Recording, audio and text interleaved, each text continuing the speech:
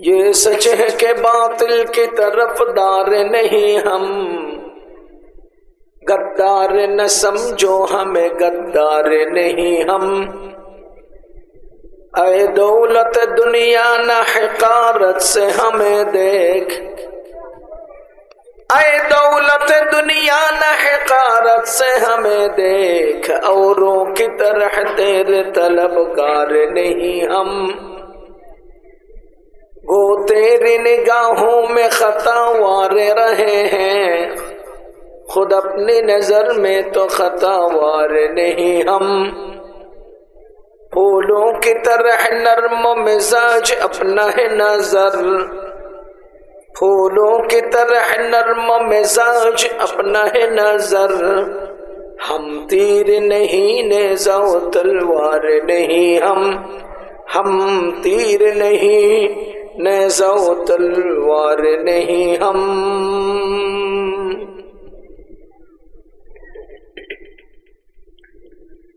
ফুলতলা তৌহিদুল উলুম নিজামিয়া মাদ্রাসা ও এতিমখানা কালিহাতি টাঙ্গাইল কর্তৃক আয়োজিত আজকের এই ইসলামী মহাসম্মেলন 2024 এর চলমান অধিবেশনের সম্মানিত সভাপতি সাহেব,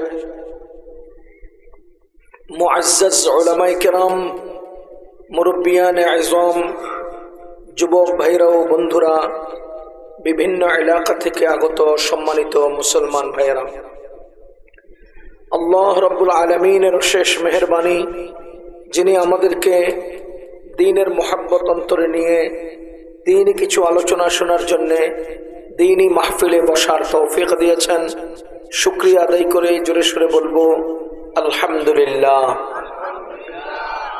সম্মানিত উপস্থিতি, ইসলাম আমাদের কাছে আসছে দুই ভাবে। ইসলাম আমাদের পর্যন্ত আসছে কয় ভাবে? দুই ভাবে। এক, ওস্তাদের শেখানো, দুই, কিতাবের বর্ণনা। লেখনের মাধ্যমে কিতাব আকারে আমাদের কাছে আসছে, আবার ওস্তাদগণ ধারাবাহিকভাবে আমাদেরকে শিখিয়েছেন। এই দুই ভাবে আমরা ইসলাম শিখেছি, ইসলাম পালন করি। আমরা যে ইসলাম পেয়েছি, এই ইসলাম, এই দ্বীন, এই শরিয়াত অনেক ভারী জিনিস, অনেক শক্তিশালী, ভারী। এটাকে গতানুগতিক জীবন ব্যবস্থা বলা যাবে না। এটা স্বয়ং আল্লাহ কর্তৃক নাজিলকৃত পবিত্র কোরআনে কারীমের নির্যাস। আমরা যে ইসলাম পরিচালনা করি, ইসলাম চালাই, আমরা যে ইসলাম মতো জীবন কাটাই, এটা আল্লাহর পক্ষ থেকে নাজিলকৃত কোরআনের নির্যাস। কোরআন যদি সরাসরি আমাদেরকে দিত, আমরা এটা বহন করতে পারতাম না। নবীজি যদি কোরআনটা এবং আহাদিসগুলো সরাসরি আমাদেরকে রেখে যেতেন, সেটাও আমাদের জন্য পালন করা কঠিন হতো। কি চমৎকার ভাবে ধারাবাহিকতা দিয়েছে আল্লাহ তাআলা। আল্লাহ কোরআন নাজিল করেছেন নবীজির উপর, নবীজি কোরআনের ব্যাখ্যাগুলো দিয়েছেন সাহাবায়ে কেরামের উপর, সাহাবায়ে কেরাম সেগুলোকে ছালনি দিয়ে বাছাই করে কিয়ামত পর্যন্ত উম্মতের আমলের জন্য রেখে গেছেন। আমি সহজভাবে উদাহরণ দেই। একটা বড় ক্যামেরা দিয়ে যখন একটা ভিডিও রেকর্ড করে, ওটা আমাদের এই ছোট মোবাইলে সাপোর্ট করে না। ওটা ছোট মোবাইলে সাপোর্ট করার জন্য কম্পিউটারের সফটওয়্যারে নিয়ে এটাকে কনভার্ট করতে হয়, ছোট করতে হয়। কোরআন কারীম এমন ভারী যে জাতি এটা বহন করতে পারবে না। তো আল্লাহ তাআলা রাসূলুল্লাহ সাল্লাল্লাহু আলাইহি ওয়াসাল্লামের উপরে নাযিল করেছেন, নবীজির মাধ্যমে এটাকে কনভার্ট করে আল্লাহ আমাদেরকে দিয়েছেন, হালকা করে দিয়েছেন, নরম করে দিয়েছেন। সূরা নাহলের মধ্যে আল্লাহ বলেন, ওয়া আনজালনা ইলাইকা যিকরা লিতুবাইয়িনা লিন-নাস, আমি আপনার উপর কোরআন নাজিল করেছি যাতে করে আপনি এই কোরআন মানুষকে ব্যাখ্যা বিশ্লেষণ করে বুঝিয়ে দেন। এর দ্বারা বুঝা গেল নবীজি সাহাবায়ে কেরামকে ব্যাখ্যা বিশ্লেষণ করে বুঝিয়ে অনেক কিছু এমন ছিল যেগুলো নবীজি করেছেন, সাহাবায়ে কেরাম করেন নাই। অনেক কিছু এমন ছিল যেগুলো নবীজি করতে পারবেন, কিয়ামত পর্যন্ত আর কেউ করতে পারবেন না। তো আমাদের নবীজি এই কোরআন এবং এই শরীয়তকে আহাদিসের আলোকে, কোরআনের আলোকে সাহাবায়ে কেরামের কাছে রেখে গেছেন। সাহাবায়ে কেরাম হলেন একটা ছালনি, এই যে বড় ছোট মিলাইয়া ছালে না, সাহাবায়ে কেরাম হলেন ছালনি। ওনাদের জীবনীতে যা পাওয়া যায় তাই উম্মতের আমল। নবীজির জীবনে আছে, সাহাবীগণের জীবনে নাই, উম্মতের আমল করবে না। নবীজির হাদিসে আছে, সাহাবায়ে কেরাম আমল করেন নাই, কিয়ামত পর্যন্ত উম্মত আমল করবে না। কারণ নবীজির ওই আমলগুলো, নবীজির জন্য বৈশিষ্ট্য, নবীজির ওই আমলগুলো হয়তো মানসুখ হয়ে গেছে। যে কোনো ভাবে নবীজির আমল নবীজি পর্যন্ত থাকলে সাহাবায়ে কেরাম অতিক্রম করে যদি নিচে না আসে, তাহলে কিয়ামত পর্যন্ত উম্মত সেই আমলটা করবে না। এটা উম্মতের জন্য শরীয়ত না। আমি সহজ করতে চাচ্ছি এই বিষয়টা, যে শরীয়ত আমরা পেয়েছি লেখনীর মাধ্যমে, উস্তাদের বর্ণনার মাধ্যমে, কিন্তু সমস্ত লেখনী আমরা পেয়ে গেছি, আলবাত্তা সমস্ত লেখনীর বর্ণনা উস্তাদের শিখানোর মাধ্যমে আমরা আমলে আনি না। এটা প্রাসঙ্গিক কথা। আমাদের নবীজি থেকে ইসলাম যত দূরে যাচ্ছে, ইসলাম যত পরে যাচ্ছে, খুব খেয়াল করেন, আমাদের নবীজি থেকে ইসলাম যত দূরে যাচ্ছে, ইসলাম যত পরে যাচ্ছে। বলেন মদিনা শরীফ থেকে আমরা অনেক দূর না? নবীজির যুগ থেকে আমরা অনেক পর না? তাহলে দূরও পরও। নবীজি থেকে যখন ইসলাম দূরে চলে যাচ্ছে আর পরে চলে যাচ্ছে, তখন একটা দুনিয়ার মধ্যে মানুষ অনেক আরবি ইবারত বর্ণনা করে এটাকে হাদিস বলে চালিয়ে দেওয়ার প্রবণতা শুরু করেছে। অনেক মাসআলা মাসাইল সরাসরি হাদিস থেকে, কোরআন থেকে পাওয়া যাচ্ছে না, বিভিন্ন অঞ্চলের আঞ্চলিক মুহাওয়ারাত এবং ইসতিলাহাতের কারণে। তাহলে এই দুই কারণে দুইটা বড় প্রয়োজন দেখা দিয়েছে। এক নাম্বার প্রয়োজন হাদিসগুলোকে সংরক্ষণ করা, কারণ মানুষ হাদিস না এমন বক্তব্যকে হাদিস বলে চালায় দিচ্ছে। নিজেদের মন মতো দু চারটা আরবি ইবারত বলে নিজের প্রয়োজনে, নিজের মত সাব্যস্ত করার জন্য তারা এটাকে কালা রাসূলুল্লাহ বলে হাদিস চালায় দিচ্ছে। এটাকে আসলে হাদিস না, হ্যাঁ নিজের বক্তব্য।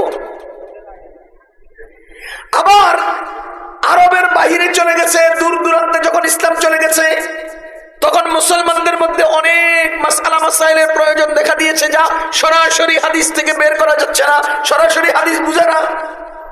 তখন কি দুই দিকে দুইটা প্রয়োজন দেখা দিল। এক নাম্বার প্রয়োজনকে বলা হয় হিফজুল হাদিস, দুই নাম্বার প্রয়োজন হলো ইস্তিমবাতুল মাসাইল। কোরআন হাদিস থেকে মাসআলা বের করে শরীয়তের বিধিবিধানকে সুনির্দিষ্টভাবে স্থাপন করা উম্মতের আমলের সুবিধার জন্য, এই এক নম্বর প্রয়োজন। দুই নম্বর প্রয়োজন, হাদিস না বলে যারা হাদিস চালায় দিচ্ছে, এদের এই রাস্তা বন্ধ করার জন্য যা হাদিস তাই লিপিবদ্ধ করতে হবে, যাতে করে কিয়ামত পর্যন্ত নতুন নতুন হাদিসের আবিষ্কার না হয়। আপনারা কি বুঝতেছেন আমার কথা? কয়টা প্রয়োজন দেখা দিল? দুইটা। এক নাম্বার হাদিস লিখে সংরক্ষণ করার প্রয়োজন, দুই নাম্বার হাদিস কোরআন থেকে মাসআলা বের করে উম্মতের আমলের সুবিধায় সুনির্দিষ্ট একটা উসুলের প্রয়োজন, একটা নীতিমালার প্রয়োজন। এবার আসেন, হাদিসের হেফাজতের জিম্মাদারি নিয়েছেন যারা, তাদেরকেও বলে ইমাম, মাসাইলের ইস্তেমবাদ করেছেন যারা, তাদেরকেও বলা হয় ইমাম। যেমন মাসআলা মাসাইল কোরআন হাদিস থেকে বের করে এনে আমাদের জন্য সুনির্দিষ্ট এবং সুন্দর জীবনযাপনের একটা নীতিমালা নির্ধারণ করেছেন যে ইমামগণ, তাদেরকে বলা হয় মুজতাহিদ ইমাম অথবা মাযহাবের ইমাম। তারা কি ইমামে আযম আবু হানিফা, ইমাম মুহাম্মদ, ইমাম জুফর, ইমাম আবু ইউসুফ, ওদিকে আবার ইমাম মালিক, ইমাম শাফিঈ, ইমাম আহমদ ইবনে হাম্বল, এনারা সবাই মাসাইল ইস্তেমবাতের ইমাম। কিন্তু তারাও ইমাম। পক্ষান্তরে যারা হাদিস হেফাজত করেছেন, ইমাম বুখারী, ইমাম মুসলিম, ইমাম তিরমিজি, ইমাম আবু দাউদ, তারাও ইমাম। আপনারা কি কথা বুঝতেছেন? তাহলে আমাদের পর্যন্ত শরীয়ত চলার জন্যে, আমরা শরীয়ত পাওয়ার জন্যে, আমাদের ইসলাম সংরক্ষণের জন্যে, আমাদের ইসলামের মধ্যে কোনো ধোঁকাবাজি, দুই নম্বরী অনুপ্রবেশ করার সুযোগ না দেওয়ার জন্যে, আমাদের জীবনযাত্রাকে সহজ এবং সুন্দর করে পরিচালনার জন্যে আমাদের দুইটা প্রয়োজন ইমামগণ মিটিয়ে দিয়েছেন। ইমামগণ কি করে দিয়েছেন? মিটিয়ে দিয়েছেন। ইমাম বুখারীর উপরে কোন আহলে হাদিস আপত্তি করে না, অথচ ইমাম আবু হানিফার উপর আপত্তি করে। যাও, আমি প্রসঙ্গত এতটুকু একটা ভূমিকা আপনাদেরকে বলার পর গুরুত্বপূর্ণ যে কথাটা বলতে চাই, যে এই শরীয়ত আমার কাছে আসছে, এই ইসলাম আমার কাছে আসছে, আমার জিম্মাদারি আমি যতটুকুন পেয়েছি অতটুকুন আরেকজনের কাছে পৌঁছাবো। আমার যতটুকুন অর্জন এটা আরেকজনের কাছে পৌঁছাবো।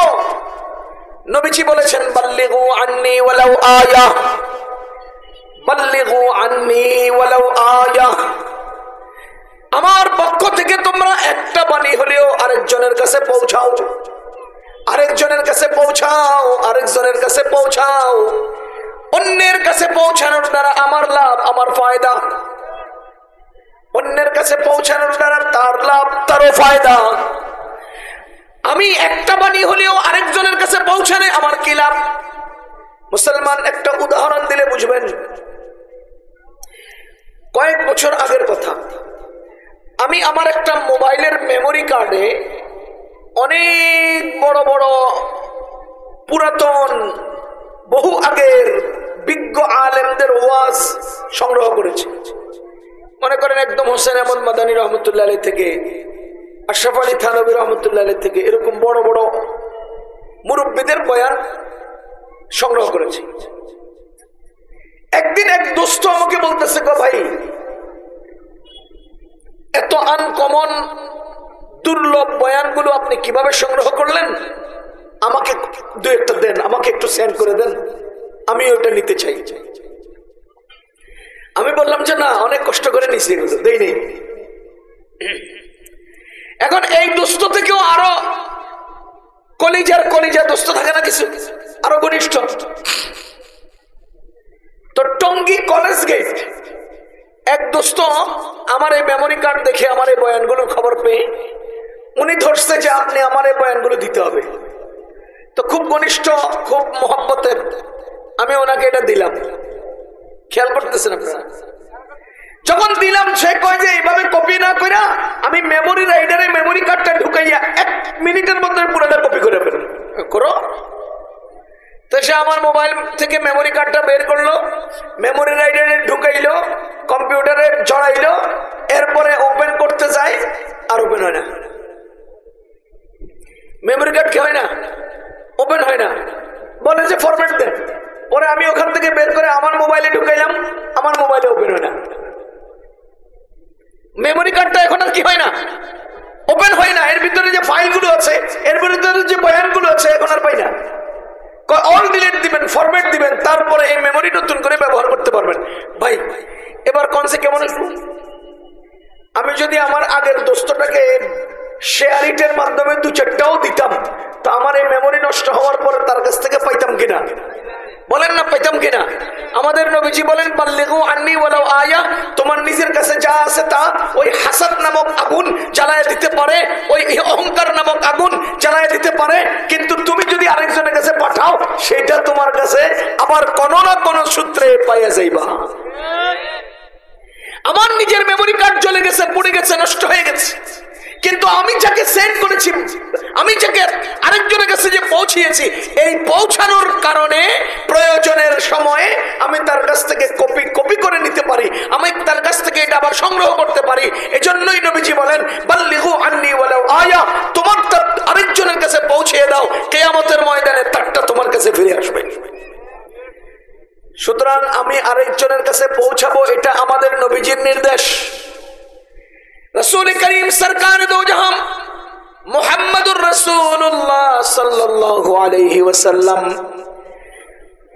বিদায় হজের ভাষণে ১৬ লক্ষ সাহাবায়ে কেরামের সামনে উপস্থিত জিজ্ঞেস করেছেন, আমি কি আমার জিম্মাদারি তোমাদের কাছে ঠিকমতো পৌঁছিয়েছি? সাহাবায়ে কেরাম বলেছেন, জি ইয়া রাসূলুল্লাহ। আমাদের নবীজি বলেছেন, ফালইউবাল্লিগুশ শাহিদুল গায়বা, যারা এখানে উপস্থিত আছো তোমরা, যারা উপস্থিত নাই তাদের কাছে খবরটা পৌঁছায় দিও। মুসলমান, আমাদের নবীজি যে নির্দেশনা দিয়েছেন ফালইউবাল্লিগুশ শাহিদুল গায়ব, আজকেও এই নির্দেশনা বহাল আছে। ফালইউবাল্লিগুশ শাহিদুল গায়ব, যারা আমরা আছি আমরা অন্যের কাছে পৌঁছাতে হবে। আমরা আমাদেরকে আল্লাহ তাআলা যে দিন দিয়েছেন এই দিন কিয়ামত পর্যন্ত আমাদেরকে ধরে রাখতে হবে। আল্লাহ রাব্বুল আলামিন বলেন, কুনতুম খায়রা উম্মাতিন উখরিজাত লিন-নাস তা'মুরুনা বিল মা'রুফি ওয়া তানহাউনা আনিল মুনকার, তোমরা হলে শ্রেষ্ঠ উম্মত, তোমরা হলে শ্রেষ্ঠ উম্মত, তোমরা হলে সর্বোত্তম উম্মত। কুনতুম খায়রা উম্মাতিন, খায়র ইসমে তাফজিল, এখানে খায়রুন এটা ইজাফতের দ্বারা ব্যবহার হয়েছে। আল্লাহ বলেন খায়রা উম্মাতিন, তোমরা সকল উম্মতের মধ্যে সেরা উম্মত। কেন কেন? উখরিজাত লিন-নাস আই লিফিকরিন নাস। উলামায়ে কেরাম বুঝতে পারবেন, লিন-নাসের মধ্যে একটা আলিফ লাম আছে, লামের পরে আন-নাসের আগে একটা আলিফ লাম আছে।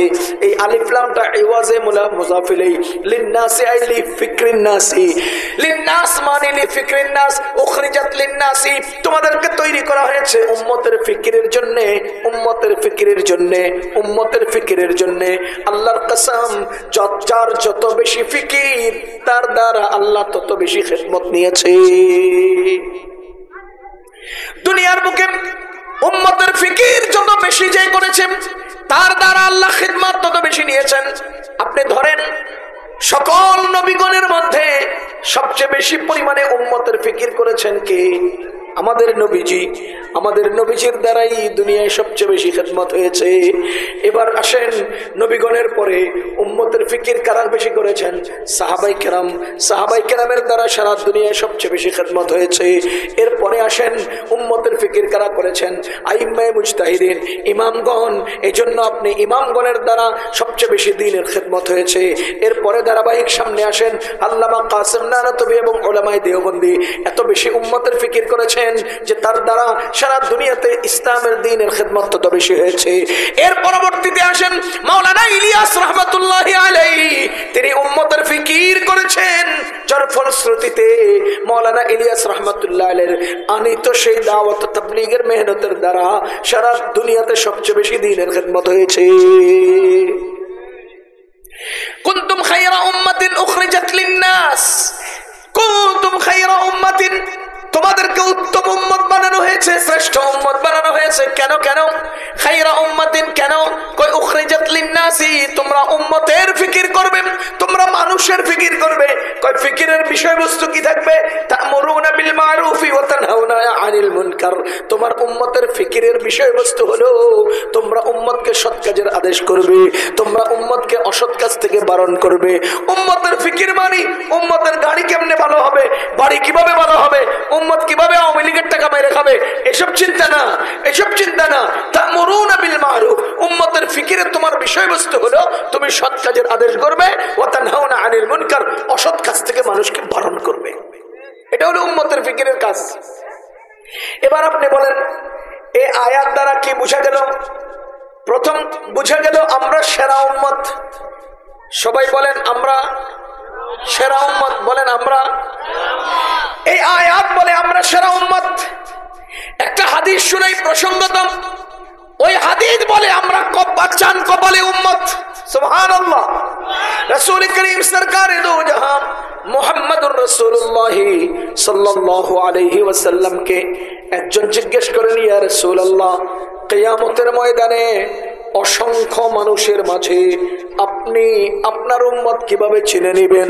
ইয়া রাসূলুল্লাহ, কিয়ামতের ময়দানে অজস্র মানুষের সমাগম হবে, শত শত কোটি মানুষের সমাগম হবে। এত মানুষের মাঝখানে আপনি আপনার উম্মতদেরকে আলাদা করে নেবেন কিভাবে? রাসূল করিম সাল্লাল্লাহু আলাইহি ওয়াসাল্লাম এই প্রশ্নের জবাবে সরাসরি উত্তর দিতে পারতেন, না দিয়ে তিনি একটা উদাহরণ দিলেন। নবীজি বলেন, শুনো, যদি কোনো একটা ময়দানে অনেকগুলো ঘোড়া থাকে, সেই ঘোড়ার মাঝখানে কিছু ঘোড়া যদি চান কপালে ঘোড়া হয়, কপাল সাদা সাদা ঘোড়া হয়, এদেরকে আলাদা করতে কি তোমাদের কষ্ট হবে? সাহাবায়ে কেরাম বলেন, না ইয়া রাসূলুল্লাহ, যদি কোনো অনেকগুলো ঘোড়া থাকে, সেখান থেকে সাদা কপাল ঘোড়াগুলোকে আলাদা করতে কষ্ট হবে না। আমাদের নবীজি বলেন, শোনো, কিয়ামতের ময়দানে আমার উম্মত যে দুনিয়াতে ওযু করেছিল, তাদের ওযুর অঙ্গগুলো ঝলঝল করে জ্বলতে থাকবে। আমি আমার উম্মতের ওযুর অঙ্গ দেখে দেখে চিনে নেব। বুঝা গেল আমাদেরকে নবীজি কি বললেন? আল্লাহু আকবার। নবীজিকে জিজ্ঞেস করা হলো, আপনি উম্মত কিভাবে চিনবেন? নবীজি তার জবাবে বলতে পারতেন, আমি আমার উম্মতের ওযুর অঙ্গ দেখে দেখে চিনে নেব। সরাসরি এই প্রশ্নের উত্তর এইভাবে না দিয়া নবীজি মাঝখানে ময়দানে অনেকগুলো ঘোড়ার সাথে চান কপালে ঘোড়ার উদাহরণ কেন আনলেন? বুঝা গেল নবীজি আমাদেরকে চান কপালে উম্মত বলে দিয়েছে। আমরা কি উম্মত? সবাই বলেন, আমরা কি উম্মত? নবীজি বলেছেন আমরা চান কপালে উম্মত। আর আল্লাহ বলেন, খাইরে উম্মাতিন, তোমরা সেরা উম্মত। তার মানে আমাদের আলাদা বৈশিষ্ট্য আছে, আমাদের আলাদা দাম আছে, আমাদের আলাদা আলাদা আলাদা আলাদা আলাদা পরম অবস্থান আছে। কেন কেন কেন কেন থাকবে? ও ভাই, কেন থাকবে? এটা বুঝার জন্য একটা উদাহরণ বুঝেন। আপনাদের এলাকায় চেয়ারম্যান এখন তো নাই মনে হয়, এখন তো কোনো চেয়ারম্যান নাই, ছিলেন কিনা কথা কয় না? এই এলাকায় চেয়ারম্যান ছিলেন। চেয়ারম্যান সাহেব আর আমি একাত্রে গোসল করতাম, চেয়ারম্যান সাহেব আর আমি একাত্রে স্কুলে যেতাম, চেয়ারম্যান সাহেব আমরা একসাথে বাজার করতাম, চেয়ারম্যান সাহেব আমরা একসাথে মসজিদে ঈদগাহে নামাজ পড়তাম। এখন বেটা চেয়ারম্যান সাহেব, এই জন্য হের গাড়ি আলাদা, এই জন্য হের চালচলন আলাদা, এই জন্য হের অফিস আলাদা, এই জন্য হের লগে লগে কত রঙের চামচাও থাকে। হিসাব মিলান তো, আমি আর সে একাত্রে গোসল করলাম, আজকে তার গাড়ি আলাদা কেন? আমি আর সে একাত্রে বাজারে গেলাম, আজকে তার অফিস আলাদা কেন? এর মূল কারণ হলো আমি সমাজের জিম্মাদারি পাই নাই, সে সমাজের জিম্মাদারি পাইছে। কথা কি বুঝতেছেন আপনারা? এই যে আলাদা বৈশিষ্ট্য, আলাদা দাম হওয়ার পিছনে একটা কারণ। কুনতুম খায়রা উম্মাতিন, তোমরা শ্রেষ্ঠ উম্মত কেন? তোমরা চান কপালে উম্মত কেন? তা'মুরুনা বিল মারুফ উখরিজাত লিন-নাস, তোমরা সমাজের জিম্মাদার, তোমরা দেশের জিম্মাদার, তোমরা দুনিয়ার জিম্মাদার, তোমরা উম্মতের জিম্মাদার। তা'মুরুনা বিল মারুফি ওয়া তানহাউনা আনিল মুনকার, তোমার জিম্মাদারির অধীনে তোমার একটা কাজ আছে, সেই কাজ হলো তোমরা মানুষকে সৎ কাজের আদেশ করবে, অসৎ কাজ থেকে বারণ করবে। এবার আসেন, চেয়ারম্যান সাহেব চেয়ারম্যানই পাইছে, চেয়ারম্যান সাহেব অফিসের মধ্যে বসে, চেয়ারম্যান সাহেব চেয়ারের মধ্যে বসে, চেয়ারম্যান সাহেব গাড়িতে বসে, চেয়ারম্যান সাহেব এলাকার মধ্যে চলে, কিন্তু কারো কোনো উপকারে লাগে না, কারো কোনো উপকারে লাগে না। এবার আপনারা বলেন, চেয়ারম্যান সাহেব মানুষের উপকারে লাগলে যে সালামটা পাইতো, উপকারে না লাগলে সালাম পায়? কি কয়? কি কয়? আগে তো ভালোই ছিল, চেয়ারম্যান হয়ে তারা অমানুষ হয়ে গেছে। আগে তো ভালোই ছিল, চেয়ারম্যান হয়ে কি হয়েছে? অমানুষ হয়েছে, এটা গাধা হয়েছে। হ্যাঁ, এলাকার কোনো খেদমত করে না, সেবা করে না, খালি ভোটটা নিয়ে আমার লোকে ধোকাবাজি করছে। ধোকাবাজ, বাটপার, কথা কন। এবার আপনি বলেন, চেয়ারম্যান না হইলেই তো আরো ভালো দাম আছিল, এখন চেয়ারম্যান হইয়ে দাম আছে না কমছে? কেন কমলো? কেন কমলো? ওই যে তার জিম্মাদারি পাইয়াও জিম্মাদারি আদায় করে না, এজন্য তার দাম কমে গেছে। আমরাও খায়রা উম্মাতিন কেন? জিম্মাদারির কারণে। জিম্মাদারি থাকবে আমরা দামি হব, জিম্মাদারি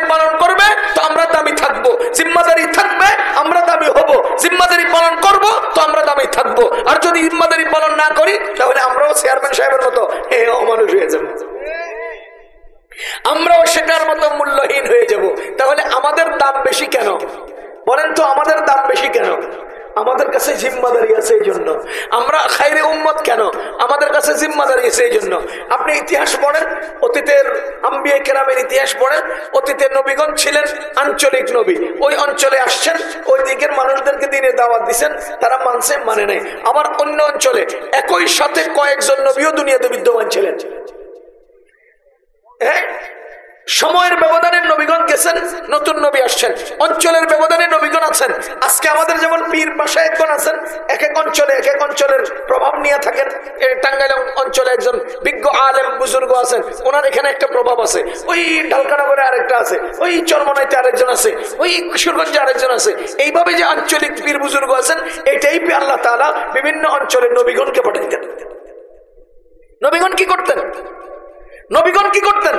আল্লাহ ভোলা মানুষগুলোর আল্লাহর সাথে জড়ানোর চেষ্টা করতেন। নবীগণ কি করতেন? উম্মতের ফিকির করতেন। উম্মতকে কিভাবে আল্লাহর দিকে জড়ানো যায়, উম্মতকে কিভাবে জাহান্নাম থেকে মুক্ত করে জান্নাতের দিকে ফেরানো যায়, এটাই তো নবীগণ করতেন। এই জন্য নবীগণের সেই কাজ এই উম্মতের উপরে আল্লাহ আল্লাহর রাসূল দিয়ে গেছেন। এই জন্য অতীত নবীগণ যেমন দামি, এই উম্মত তেমন দামি। এখন আপনি বলেন, নবীগণের সেই কার্যক্রম, নবীগণের সেই মেহনত আমরা করব বলে আমাদের দাম, যদি না করি আমাদের কোনো দাম থাকবে না, যদি না করি আমাদের কোনো দাম থাকবে না। এজন্য দাওয়াত তাবলীগের মেহনতওয়ালারা কি বলে? নবীওয়ালা কাজ। কি কাজ? কেন এটা নবীওয়ালা কাজ কেন? এর কারণ হলো অতীতের নবীগণ যেটা করতেন, আমাদেরকে আল্লাহ উম্মতের উপরে ওই দায়িত্ব দিয়ে দিয়েছেন। এ মুসলমান মনে রাখবেন, আমার কথাগুলো খেয়াল রাখবেন। অতীতের কোন নবী রাসূলের দিন, অতীতের কোন নবী রাসূলগণের আনিত ধর্ম পৃথিবীর বুকে এত লম্বা সময় দুনিয়াতে ছিল না, এবং এত বিস্তৃত এলাকায় দুনিয়াতে ছড়ায় নাই। আমি আবার বলছি, অতীতের কোন নবী রাসূলগণের আনিত দিন এত বিস্তৃত দুনিয়াতে ছড়ায় নাই, এত লম্বা সময় দুনিয়াতে ছিল না, যেটা আমাদের নবীজির দিন সারা দুনিয়ায় বিস্তৃত হয়েছে এবং ১৫০০ বছর পর্যন্ত দুনিয়াতে আছে। অতীতের কোন নবী রাসূলের ধর্ম ১৫০০ বছর দুনিয়াতে ছিল, ইতিহাস নাই। অতীতের কোন নবী রাসূলের ধর্ম এত বিস্তৃত পৃথিবীর সেই আমেরিকান রেড ইন্ডিয়ান পর্যন্ত পৌঁছে গেছে, ইতিহাসে নাই। কিন্তু আমাদের নবীজির ধর্ম সারা দুনিয়ার আনাচে কানাচে পৌঁছে গেছে, ১৫০০ বছর পর্যন্ত দুনিয়াতে আছে। আরেকটা মজার ঘটনা হলো, কিয়ামতের ময়দানে আদম আলাইহিস সালাম থেকে ঈসা আলাইহিস সালাম পর্যন্ত সকল নবীগণের মিলিয়ে যেই উম্মতের জামাত হবে, আমাদের নবীজির একার তার চেয়ে বড় জামাত হবে। কথা কি বুঝতেছেন আপনারা? কিরে ভাই, সমস্ত নবীগণকে মিলাইলে কত ১০০ বছর ছিলেন তারা দুনিয়াতে, আর আমাদের নবীজি দুনিয়াতে ছিলেন কয় বছর? বলেন, আমাদের নবীজি দুনিয়াতে ছিলেন কয় বছর? ৬৩ বছর। ৪০ বছর বয়সে নবুয়ত পেয়েছেন, নবুয়তের ২৩ বছর। ওই সকল নবীগণ তো ২৩০ বছরের উপরে ছিলেন, তাদের ২৩০ বছরের দুনিয়ার জীবনে এত উম্মত পেলেন না, আর আমাদের নবীজি মাত্র ২৩ বছরে এত উম্মত জমাইলেন কিভাবে? আমাদের নবীজির ২৩ বছরের মেহনতে এত উম্মত কিভাবে হলো? তার অনুসারী এত বেশি কেন হলো? ১৫০০ বছর পর্যন্ত দুনিয়াতে দিন কিভাবে রইল? সারা দুনিয়া বিস্তৃত এই দিন কিভাবে ছড়ায় গেল? একবার তদন্ত করেন না, একবার খুঁজে দেখেন না, একবার ভিতরে ঢুকেন না। আমি আল্লাহর কসম করে বলছি, নবীজির দিন ১৫০০ বছর পর্যন্ত পৃথিবীতে আছে। কেন? নবীজির দিন সারা দুনিয়া ব্যাপী বিস্তৃত হয়েছে। কেন? একমাত্র নিরলস মেহনতি উলামায়ে কেরামের অবদান। কাদের অবদান? জামানার উলামায়ে কেরামের অবদান। আপনারা যদি বলেন যে আমরা করছি, তো আওয়ামী লীগ ওয়ালারা মিয়া বাংলাদেশের টাকা চুরি করে, এরা তো আমাদের ধর্মটা চুরি করে খাই নিত। যদি উলামায়ে কেরামের নিরলস মেহনত না থাকতো, যদি উলামায়ে কেরাম এক কাপ পড়েও নিজের দ্বীনকে জলাঞ্জলি না দিতেন, তার কারণে টিকে আছে। যদি জলাঞ্জলি দিয়ে দিতেন, তাহলে কি হতো? তারা আমাদের দ্বীনকে খাবলায় খাবলায় খাইয়া আমরা এখন বাদামের খোসা ছাড়া আর কিছুই পেতাম না। আমরা এতদিন পর্যন্ত বাদামের খোসাও পেতাম না, এর আগে সবাই খেয়ে নিত। কিন্তু আমাদের দিন এতদিন পর্যন্ত অক্ষত রইল কেন? আমাদের দিন আমাদের পর্যন্ত এত মজবুতির সাথে টিকে রইল কেন? পৃথিবীতে বিস্তৃত এই দুনিয়ায় ইসলাম কিভাবে ছড়াইল? একমাত্র কারণ ওলামায়ে কেরামের অবদান, ওলামায়ে কেরামের মেহনত। কুরবান হয়ে যাব, দিন বিকৃতি সহ্য করব না। কুরবান হয়ে যাব, দিনকে কেউ কমাবে বাড়াবে সহ্য করব না। কুরবান হয়ে যাব, দিনের উপরে কেউ আক্রমণ করবে সহ্য করব না। এই যে অবিচলতা, এই অবিচলতার কারণে দিন আজও পর্যন্ত আমাদের কাছে অক্ষত আছে। সাধারণদের হাতে যদি চলে যেত, তাহলে সাধারণরা চোখের উপর দিয়ে স্তূপ দেখাইয়া তলা ফুটাইয়া সব খেয়ে ফেলাইত। বুঝেন নাই? আল্লাহ। তো ভাই, আমাদের নবীজি সাল্লাল্লাহু আলাইহি ওয়াসাল্লামের এই দিন আমাদের কাছ পর্যন্ত ১৫০০ বছর অক্ষত আছে। আমি সহজভাবে বলছি, আমাদের এই দিনকে আমাদের সামনের দিকে এগিয়ে নিয়ে যেতে হবে।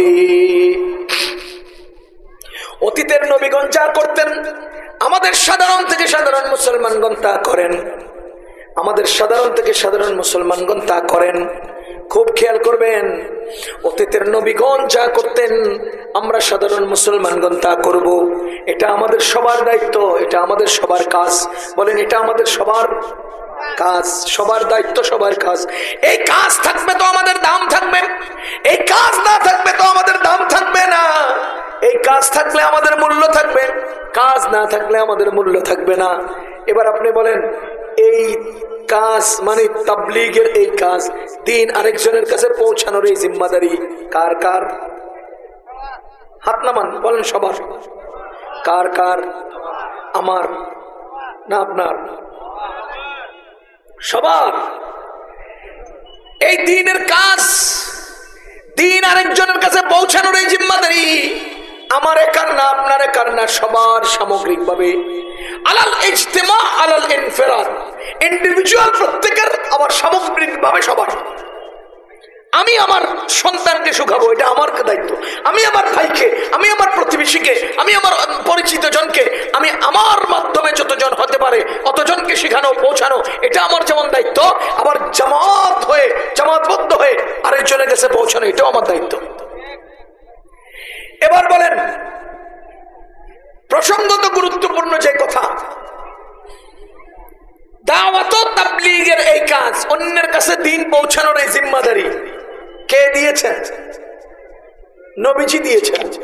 বাল্লিগু, তোমরা তাবলীগ করো, আননি, আমার পক্ষ থেকে, ওয়ালাউ আয়া, একটি আয়াত হলেও, একটি হুকুম হলেও। ফালইউবাল্লিগু শাহিদুল গায়েব, উপস্থিতরা তাবলীগ করো অনুপস্থিতের কাছে। এই নির্দেশনা কার? নবীজির সাল্লাল্লাহু আলাইহি ওয়াসাল্লাম। নির্দেশনা কাকে দিয়েছেন? সকল উম্মতকে। বলেন, কাকে দিয়েছেন? সকল উম্মতকে। এবার আপনি বলেন, আপনি কিভাবে তাবলীগ করবেন? আপনি কিভাবে তাবলীগ করবেন? আপনি কিভাবে করবেন? আরেকজন কিভাবে করবেন? বলেন। নবীজি তো এই তাবলীগ করার জিম্মাদারি দিয়েছেন আমাদের সবাইকে। কিভাবে করবেন? যেইভাবে করবেন, করতে পারেন সেইভাবে করেন, কোনো অসুবিধা নাই। যার যেভাবে পারা যায় সে সেভাবে করুক, কোনো অসুবিধা নাই। তাবলীগ যে যেভাবে পারে সেভাবে করবে, কোনো সমস্যা নাই, এটা সবার আলাদা। আলবাত্তা বর্তমান পৃথিবীতে চলমান একটা জামাত তাবলীগের কাজ করছে। এটা কোত্থেকে আসলো? এটা কি রাসূল দিয়েছেন? এটা কি রাসূল সাল্লাল্লাহু আলাইহি ওয়াসাল্লাম দিয়েছেন? না, এই সিস্টেমটা রাসূল দেন নাই, কিন্তু জিম্মাদারিটা রাসূল দিয়েছেন। খুব খেয়াল করেন, মাওলানা ইলিয়াস রাহমাতুল্লাহি আলাইহি একজন মুজাদ্দিদ। তিনি দারুল উলুম দেওবন্দের দ্বিতীয় স্তরের ছাত্র। কোন স্তরের? দ্বিতীয় স্তরের ছাত্র। প্রথম স্তরের ছাত্র মাহমুদ হাসান দেওবন্দি রাহমাতুল্লাহি আলাইহি, তারই ছাত্র মাওলানা ইলিয়াস রাহমাতুল্লাহি আলাইহি। এখন ইলিয়াস রাহমাতুল্লাহি আলাইহির মধ্যে ফিকির ঢুকছে, ফিকির মাথার মধ্যে ফিকির ঢুকছে যে উম্মতকে দ্বীন কিভাবে শেখাবো, উম্মতের কাছে দ্বীন কিভাবে পৌঁছাবো। আপনি দারুল উলুম দেওবন্দ প্রতিষ্ঠিত হলো মাত্র 150 বছর আগে, আর মাওলানা ইলিয়াস রাহমাতুল্লাহি আলাইহির এই কার্যক্রম শুরু হলো 100 বছর বা তার চেয়ে কম বেশ।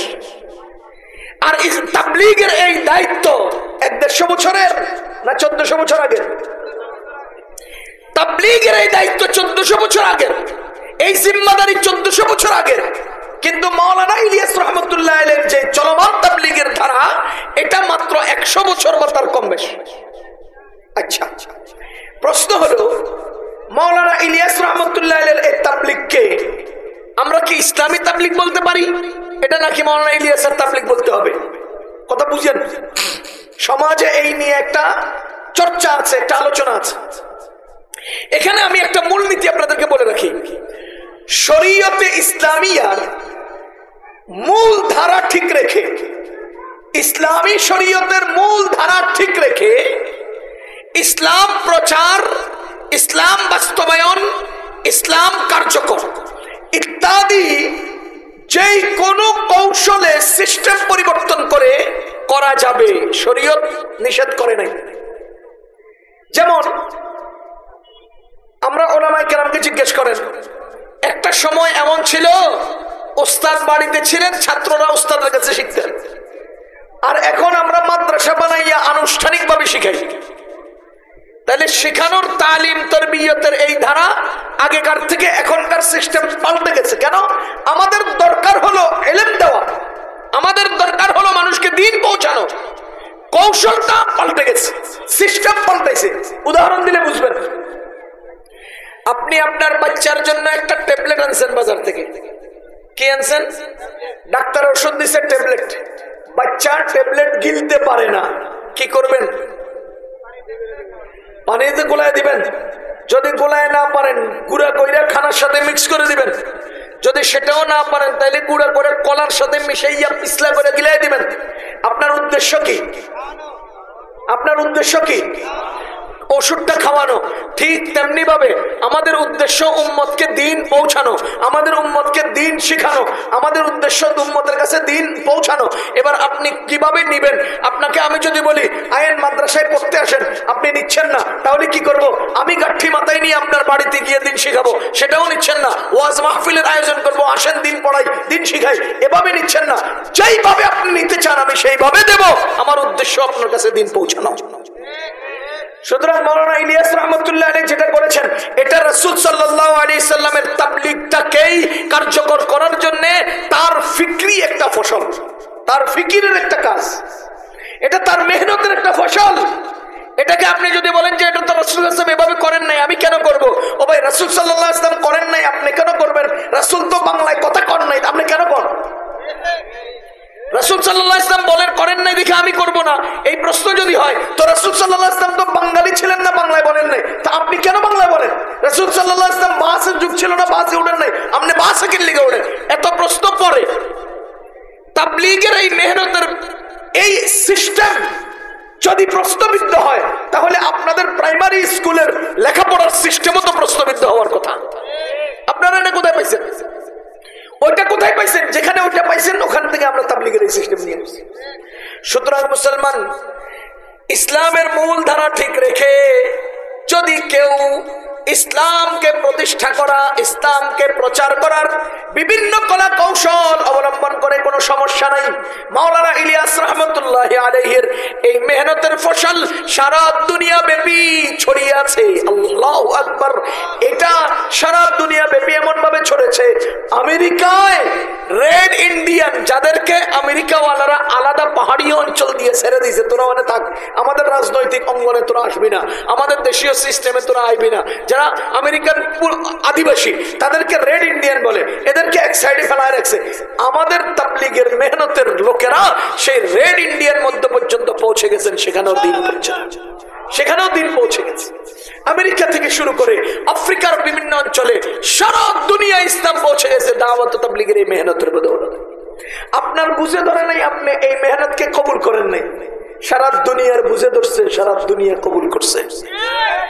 আপনার বুঝে ধরেন নাই, আপনি কবুল করেন নাই, সবার মাথায় ধরতে হবে কথা তো লাজেম না।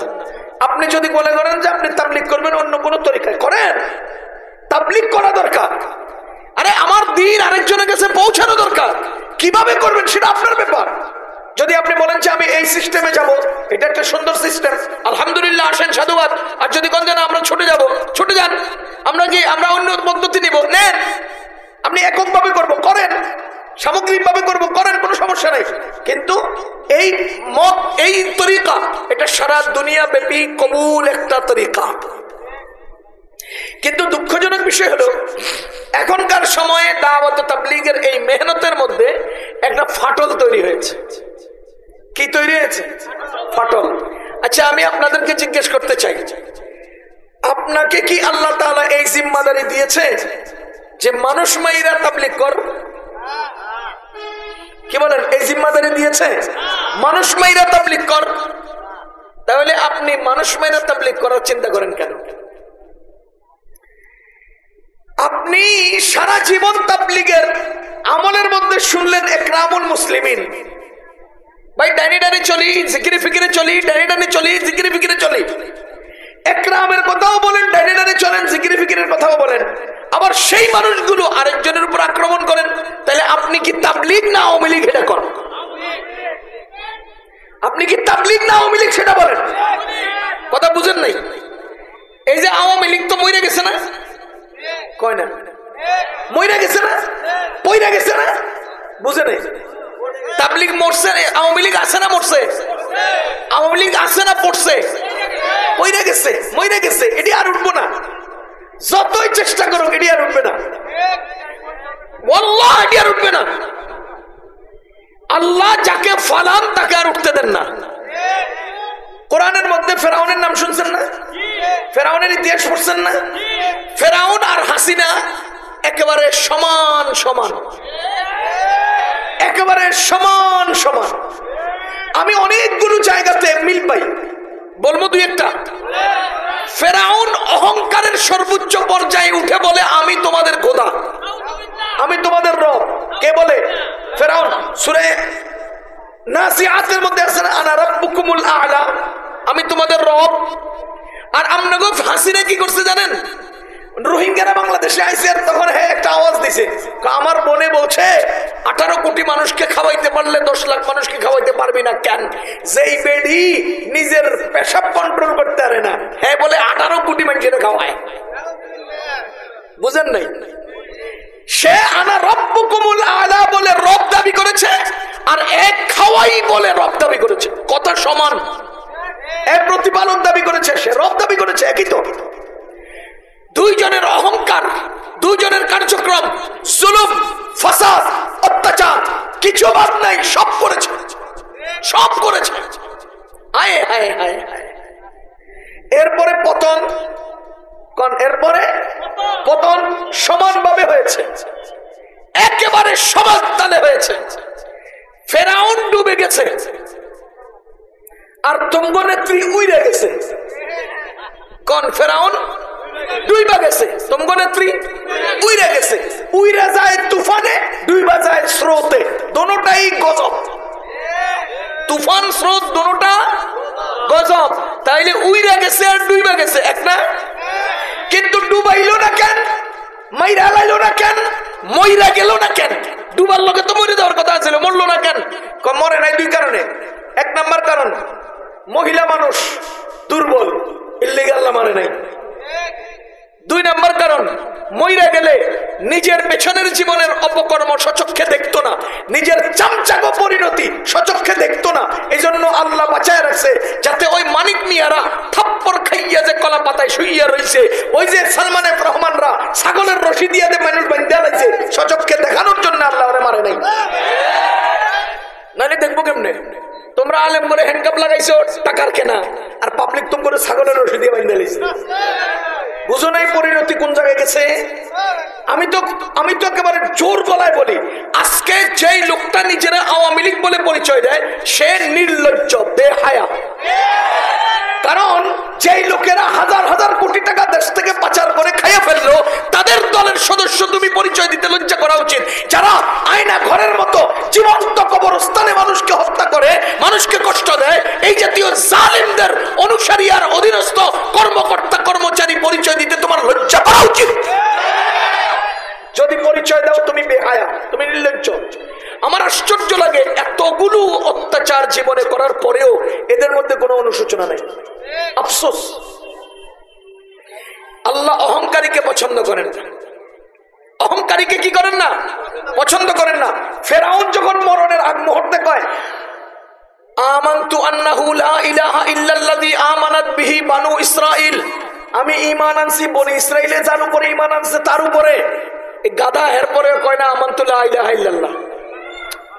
সে তো বলতে পারতো আমানতু আন্নাহু লা ইলাহা ইল্লাল্লাহ, আমি ঈমান আনছি লা ইলাহা ইল্লাল্লাহর উপরে, এটা তো বলতে পারতো না। হে ঘুরে কয় আমানতু আন্নাহু লা ইলাহা ইল্লাল্লাযী আমানাত বিহি বানু ইসরাঈল, কি রে বনি ইসরাঈলে যার উপরে ঈমান আনছে আমি তার উপরে ঈমান আনছি। এত ঘুরে দিকে সরাসরি কর না, ঘাউরা অহংকারী, এই জন্য হ্যাঁ ঘুরে কয়, সরাসরি কয় না। কথা বুঝতে না? এরপরে আল্লাহ কি করে, আল-আনা ওয়াকাদ আসাইতা ক্বাবলু ওয়া কুনতা মিনাল মুফসিদিন, এতক্ষণে তোর সময় হয়েছে, তুই তো জীবনভর মুফসিদ ছিলি, জীবনভর মাফিয়া ছিলি, এই মাফিয়াগুলো এখনো পর্যন্ত মাথা নিচু করে না, ঘুরে ফিরে এখনো অহংকার দেখায়। খোদার কসম, ফেরাউন অহংকারের কারণে আর ফাসাদ তৈরির কারণে তার যেমন পতন হয়েছে তোমাদেরও তেমন পতন হয়েছে। তা সে যেভাবে আর উঠতে পারে নাই, তোমরাও আর উঠতে পারবে না। আমি অন্তত এতটুকু অনুরোধ করবো, তোমরা তাবলিগে চলে যাও, যাইয়া একটু দিনদার হও, একটু আল্লাহ বিল্লাহ করো, কিছুদিন জীবনের অন্যায়গুলোকে একটু মুছে আসার চেষ্টা করো। এরপরে দেখেন মিল, ফেরাউনের হাসি আপনাদের নেত্রীর লগে মিল দেখেন। ফেরাউনের বডিটা কোথায় আছে? জাদুঘরে। বলেন ফেরাউনের বডিটা কোথায় আছে? জাদুঘরে। আল্লাহ ফেরাউনের বডি জাদুঘরে কেন রাখলেন? পরবর্তীদের জন্য শিক্ষা। কোরআনে আছে আল-ইয়াউমা নুনাজ্জিকা বিবাদানিকা লিতাকুনা লিমান খালফাকা আয়া, তোমার বডিটা রেখে দিলাম যাতে তোমাকে দেখে পরবর্তীরা শিক্ষা নিতে পারে। কথা কোন? তাইলে ফেরাউনের বডি আছে কই? জাদুঘরে। কোন কোন জাদুঘরে? বলেন বলেন কোথায়? জাদুঘরে। কেন রাখছেন? পরবর্তীদের জন্য শিক্ষা। এবার আপনারা বলেন, আপনাদের নেত্রীর এই কর্মকাণ্ড, এই সমস্ত অন্যায় অবিচার পরবর্তীদের জন্য শিক্ষা হওয়ার দরকার আছে না নাই? কিন্তু হের বডিটারে আল্লাহ বাঁচায় রাখবেন ওয়াদা করছেন না? ফেরাউনের বডি বাঁচায় রাখবেন ওয়াদা করছেন, এই জন্য তার বডিটা বাঁচাইয়া জাদুঘরে রাখছে। আর আপনাদের নেত্রীর বডি বাঁচাবেন ওয়াদা করেন নাই, কিন্তু পরবর্তীদের জন্য শিক্ষার দরকার আছে, এই জন্য তার গণভবন রে জাদুঘর বানাই দিছে। তাহলে হ্যাঁ আছে কই? জাদুঘরে। আরে ফেরাউন আছে কই? আর আপনাদের নেত্রীর ঘর কি? কেলাহুমা কেলাহুমা সাওয়া, দুটোটা সমান, দুটোটা কি সমান। এখন আপনি জিজ্ঞেস করবেন আমারে, হুজুর মাঝে মধ্যে তো দেখি ফাল দেয়, লাভ মারে আওয়ামী লীগরা। আমি কি ফ্যানের সুইচ অফ করার পরেও কতক্ষণ ঘুরে? এই ঘোরার অর্থ এই নয় যে নতুন করে চলে উঠবে, এই ঘোরার অর্থ হলো কিছুক্ষণ পরে বন্ধ হয়ে যাবে, কিছুদিন ঘুরবে। আরে ভাসমান পিঁপড়ারাও খড়কুটাকে আশ্রয় হিসেবে নিতে চায়। তোমাদের আওয়ামী লীগরা ভাসমান খড়কুটা।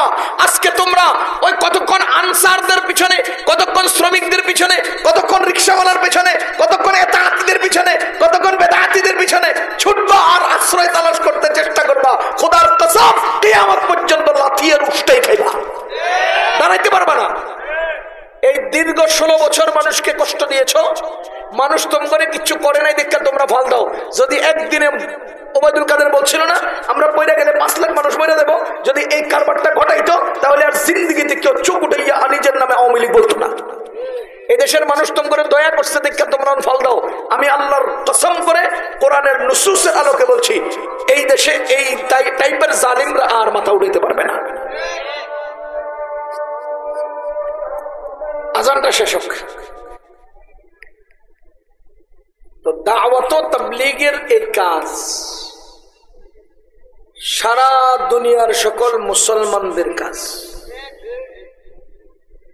মাওলানা ইলিয়াস রহমতুল্লাহের এই তরিকা অবলম্বন করা সারা দুনিয়ার সকল মুসলমানদের জন্য লাজিম নয়। কাজ সমান, পথ পন্থা অবলম্বন করা সবাই এটা নিতে হবে, এরকম কোনো বাধ্যবাধকতা নাই। আমরা আমাদের সন্তানদেরকে দিন শেখানোর জন্য মাদ্রাসা করছি। এখন আমার এই মাদ্রাসার পদ্ধতিতেই আপনার সন্তানকে দিন শিখাইতে হবে, এটা লাজিম না। আপনি মসজিদের ইমাম সাহেবকে নিয়ে শিখান, আপনি একজন পীর সাহেবকে দিয়ে শিখান, আপনি অন্য কোনো ঘরের মধ্যে শিক্ষক রেখে শিখান, মাদ্রাসার পদ্ধতিতে শিখাতে হবে এটা লাজিম না, এটা একটা পদ্ধতি। তো তাবলীগের জিম্মাদারি সবার, কিন্তু এই জিম্মাদারি পালন করা এই পদ্ধতিতে 40 দিনের চিল্লাই সিরিয়ায় যেতে হবে, 3 দিনের জন্য বের হতে হবে, 10 দিনের জন্য বের হতে হবে, এগুলো একটা পদ্ধতি, এগুলো একটা সিস্টেম। এই সিস্টেমটা মাওলানা ইলিয়াস রহমতুল্লাহ আলাইহি সূচনা করেছেন। তবে একটা মজার কথা মনে রাখবেন, সারা দুনিয়ার সব মানুষ যেই কোনো মাযহাবের লোকেরা এই তরিকাটাকে গ্রহণ করেছেন। কেন গ্রহণ করেছেন জানেন? আমি গত রমজানের আগের রমজানে আমেরিকায় ছিলাম। ওখানে এক আল্লাহর বান্দা হাম্বলি মাযহাবের লন্ডন থেকে আসছেন। কি চমৎকার আলেম, বড় বুজুর্গ, অনেক বড় উঁচু মানের লোক। আমার সাথে কি সখ্যতা, কি মহব্বত। আমি হানাফি মাযহাবের আলেম, উনি হাম্বলি মাযহাবের আলেম। অনেক বন্ধুত্ব আমাদের সাথে। উনি এই তাবলীগের মেহনতে আমেরিকা সফর করতেছেন। তাবলীগ কোনটা? হানাফি মাযহাবের একজন আলেম কার্যক্রম শুরু করেছেন, এমন কাজ উনি হাম্বলি আলেম হয়ে করতেছেন। কেন? এই রহস্যটা কোন জায়গায় দেখেন।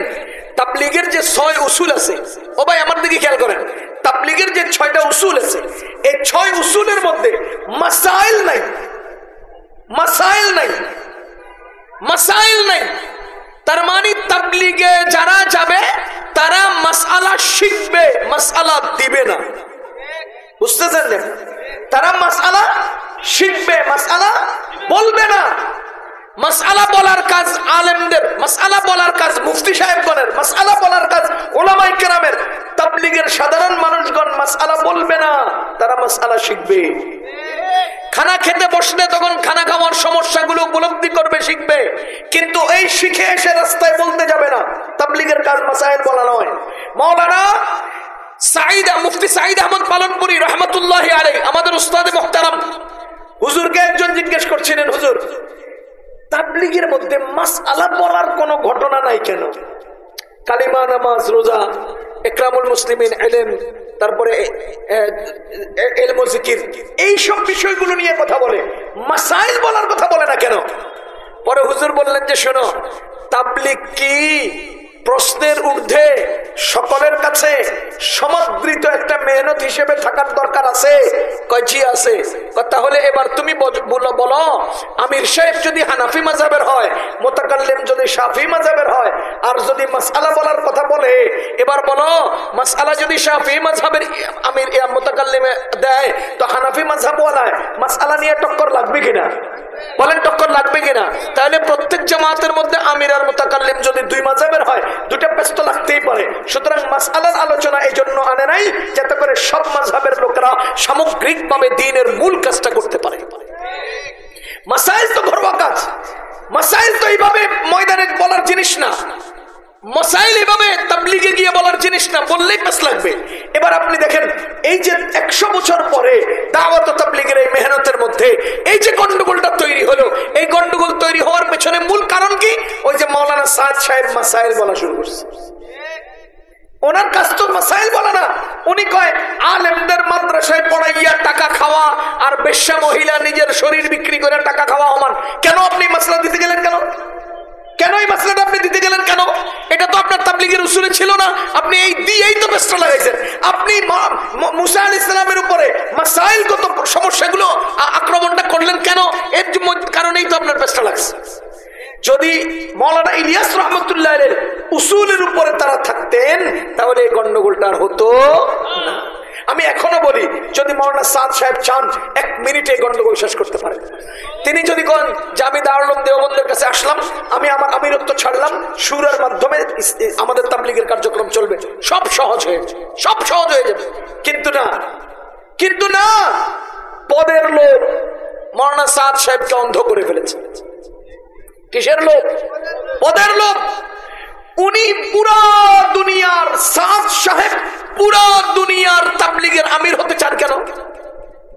কি কারণে? তার আগের মুরব্বীগণ তাবলীগের কার্যক্রম পরামর্শ সাপেক্ষে চালালেন, উনি আবার আমির হয়ে তার একক সিদ্ধান্তে কার্যক্রম পরিচালনা করতে চাইবেন কেন?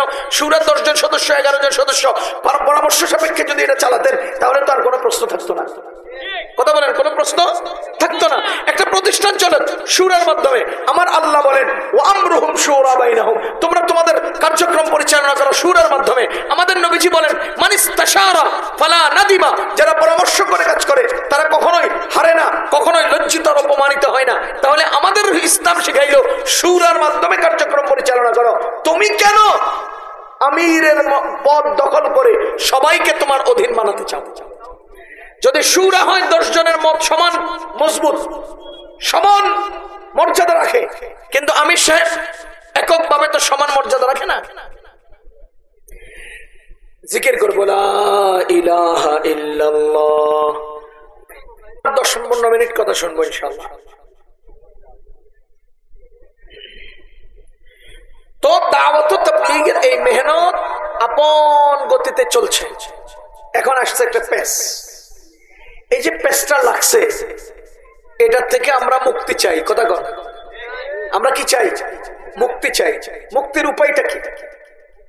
মুক্তির উপায় হলো মাওলানা সাদ সাহেব ওনার ওই জায়গা থেকে সুরতে যুক্ত হয়ে যান, তাহলে মুক্তি হয়ে যাবে।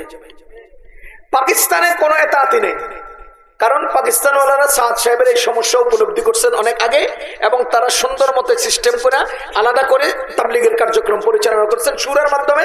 এই জন্য তাবলীগের কোনো এতাআতি পাকিস্তানে নেই, নাই। আমাদের দেশেও যদি এরকম একটা শক্তিশালী জামাত তৈরি হতো, তাহলে এতাআতিরা এরকম করতে পারতো না। এখন তো এতাআতি সাহেবরা কি শুরু করছে? ওই হায়ার করে সন্ত্রাসী এইরা আলেমদেরকে মারতেছে। আল্লাহর কসম, আল্লাহর কসম, ইসলাম প্রতিষ্ঠা, প্রচার, প্রকাশ, এই দাওয়াতের দায়িত্ব আপনাকে আল্লাহ দিয়েছেন ঠিক, মাইরা করতে বলেন নাই, দখল কইরা করতে বলেন নাই। আমি পারছি করব, পারছি না করব না, শেষ। আমার তো ঠিকাদারি না যে আপনাকে আমি দাওয়াত দেব, আমার ঠিকাদারি না যে আপনাকে আমি বাধ্য করে ইসলাম খাওয়াবো না। এখন তারা কি করতেছে? 1 ডিসেম্বর 2018 সালে ইস্তেমার ময়দানে মানুষ মাইরা অকেজো করে ফেলছে, মানুষকে পিটাইয়া পঙ্গু বানায় ফেলছে। কিরে ভাই, আপনি এই এত বড় জুলুম করলেন কেন? তাবলীগের নামে এত বড় জুলুমটা করলেন কেন? কয় আপনারা আলেমরা এনে হাত দিলেন কেন? আমরা যখন জিজ্ঞেস করি আপনারা আলেমরা, আমাদেরকে জিজ্ঞেস করে আলেমরা হাত দিলেন কেন? আচ্ছা বলেন তো, তাবলীগ কি আপনাদের হাতের উপরে প্রতিষ্ঠিত না আলেমদের? তাই আলেমদের হাতের উপর প্রতিষ্ঠিত তাবলীগে আলেমরা হাত দিলেন কেন? এটা কি যৌক্তিক প্রশ্ন? এটা তো যৌক্তিক প্রশ্ন না। কিন্তু আমার প্রশ্ন হলো, আলেমদের প্রতিষ্ঠিত তাবলীগে আপনি এত বড় প্রভাব বিস্তার করলেন কেন? ওই যে আমরা শুনছি হাতি দাঁড়ায় আছে, ওখানে একটা ব্যাঙ নাকি হাতির গায়ে যায় লাথি মারে। কতক্ষণ পরে হাতির গায়ে কি করে? ব্যাঙে লাথি মারে। এবার ব্যাঙটা তালাশ করা শুরু করছে, কিরে ব্যাঙ এত বড় পাওয়ার পাইলো কই? হাতির যে লাথি দেয়। তো আয়সা দেখে ব্যাঙ লাথিটা মাইরা যেখানে এসে বসে, এটার নিচে 1 টাকার কয়েন। একটা কিসের কয়েন? এই 1 টাকার কয়েন হের পাছার নিচে লাগছে। তো হ্যাঁ, এমন গরম হয়েছে যে ও ওখান থেকে উঠটা হাতিরে লাথি মারে, এরপরে এসে আবার কয়েনের উপরে বসে, আবার যে লাথি মারে, আবার কয়েনের উপরে বসে। কিরে ভাই, তুই হাতি লাগতেছ কেন? হের পাছার নিচে 1 টাকার পাওয়ার, 1 টাকার গরম লাগছে।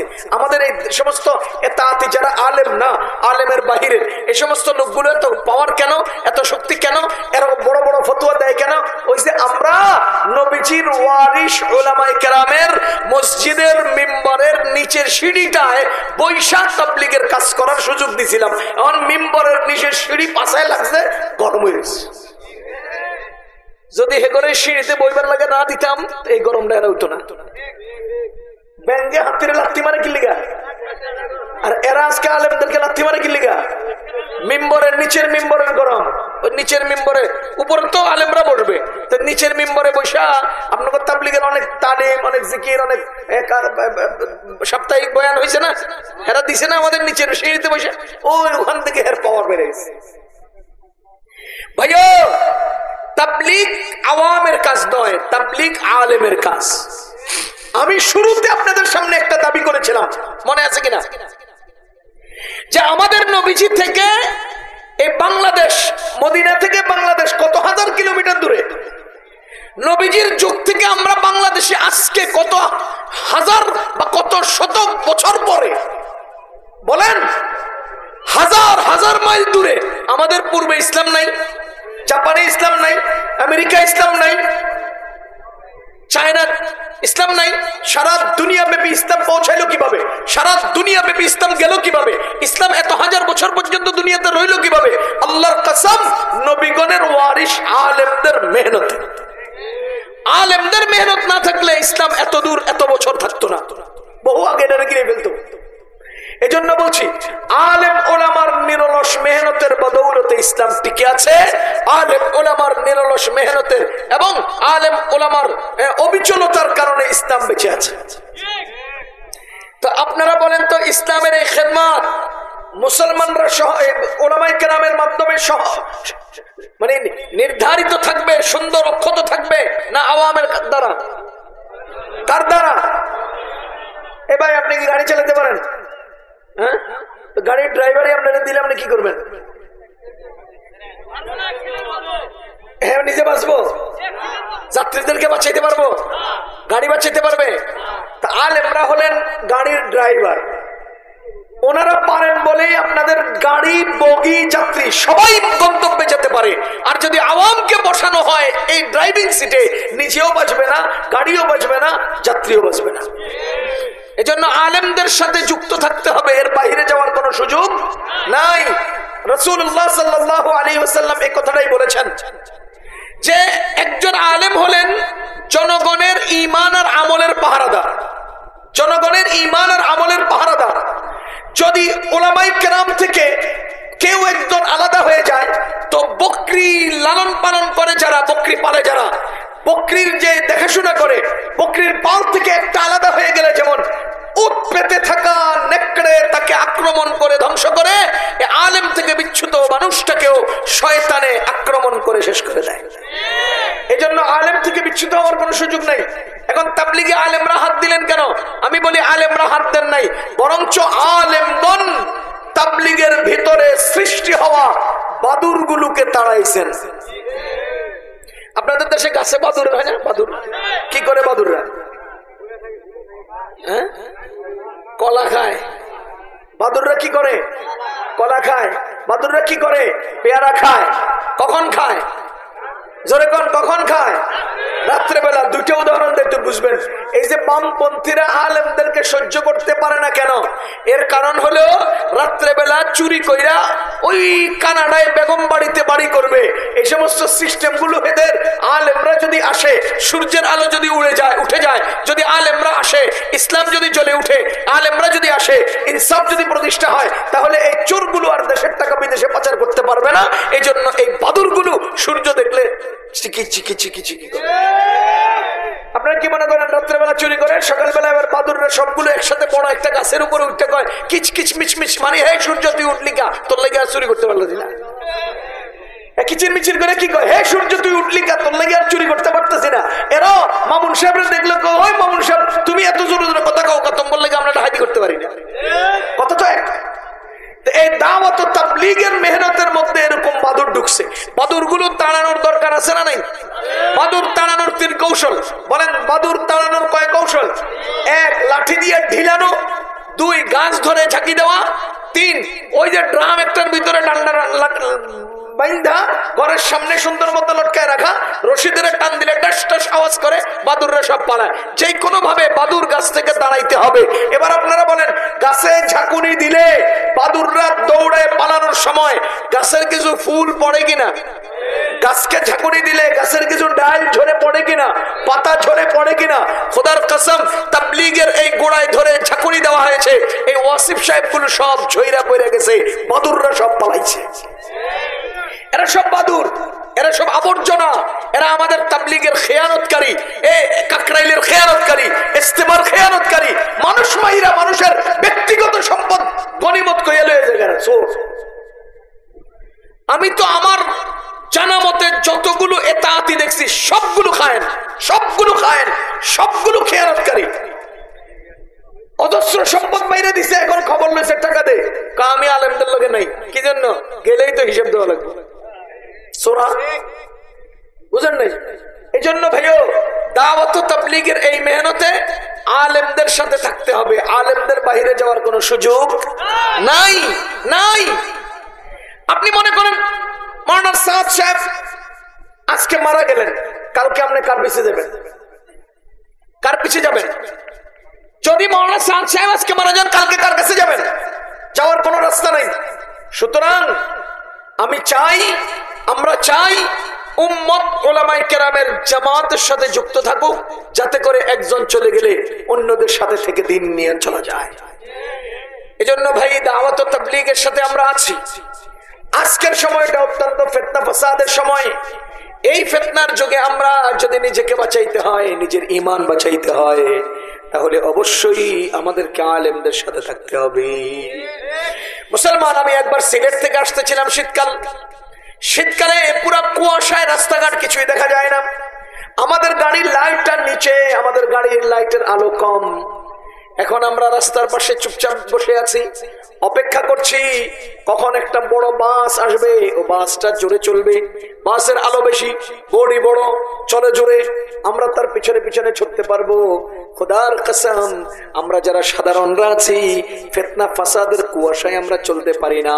একজন লাইটওয়ালা আলেমকে সামনে দেন, আল্লাহর কসম আলেম সামনে যেতে থাকবে, আমরাও তার সাথে যেতে পারবো। এই জন্য আলেমদের থেকে বিচ্যুত হওয়ার কোন সুযোগ নাই নাই নাই। কারণ তারা শক্তিতেও বেশি, যোগ্যতায়ও বেশি, আলোতেও বেশি, উঁচা গাড়ি, হ্যাঁ সব কাইটা সামনে চলে যাবে, আমি আড়ালে বেঁচে যাব। আপনারা বলেন, এবার বন্যা হইল না? বন্যার মধ্যে স্রোত কত স্পিডে ছিল, কেউ এই বন্যায় নিজের পায়ে দাঁড়িয়ে টিকতে পারার কথা না। তাহলে কেউ যদি নিজেকে বাঁচাইতে হয়, উপায় কি? গভীর শিকড়ওয়ালা একটা গাছ যদি এভাবে ধরতে পারে, তাহলে স্রোত এসে গাছকে আঘাত করবে, দুই দিকে কেটে পড়বে, সে আড়ালে বেঁচে যাবে। এখন জামানা কত কঠিন স্রোতে জানেন, কত কঠিন ফিতনা জানেন, শরীফরা শরীফ হয়ে যায়, এই টাইপের ফিতনা। জামানা কত কঠিন জানেন, এখন ঢাকা ইউনিভার্সিটির শিক্ষকরা শিক্ষিকারা হাতে হাত রাইখা নির্লজ্জ জানোয়ারের মতো বলে, আমরা ছেলেরা যৌন চাহিদা পূরণ করব, আমরা মেয়েরা যৌন চাহিদা পূরণ করব, এটা আমাদের অধিকার। এই শিক্ষিত জানোয়ার গুলো এখন ছেলেরা মেয়েরা পতিতান কি বলে যৌন কর্ম পরিচালনার জন্য আন্দোলন করছে, এলজিবিটি প্রতিষ্ঠার চেষ্টা করছে। কোন পর্যায়ের ফিতনার যুগে আমরা আছি বুঝেন কোন পর্যায়ের ফিতনায় আছি? অনেক কঠিন ফিতনার যুগে আমরা আছি। এখন আলেমদের থেকে ছুটবেন, যে কোনো একজনে আঘাত করে আপনারা গিলে ফেলবেন, যে কোনো জায়গায় আপনি আক্রান্ত হয়ে যাবেন। এই জন্য আলেমদের থেকে ছুটে যাবে না। এখন আপনি বলবেন, হুজুর এতাতিদের সাথেও তো আলেম আছে, এতাতিরাও বলে আমাদের সাথেও তো আলেম আছে।